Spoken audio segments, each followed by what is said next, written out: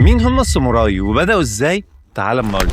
الساموراي ظهروا في اليابان من أكتر من 1000 سنة، تقريبا بين القرن الثامن والعاشر، وفي الوقت ده اليابان كانت بتمر بفترات صراعات صعبة وحروب بين القوى العسكرية المختلفة، وعشان كده بدأ يظهر محاربين متدربين تدريب قاسي جدا، اتعلموا يحاربوا بالسيوف والرماية بالسهم وركوب الخيل، وكمان فنون الحرب القريبة جدا. ولكن الساموراي ما كانوش مجرد محاربين عاديين، كان عندهم أسلوب حياة كامل مبني على الانضباط والشرف. الفلسفة اللي كانوا ماشيين عليها اسمها بوشيدو، ومعناها طريق المحارب.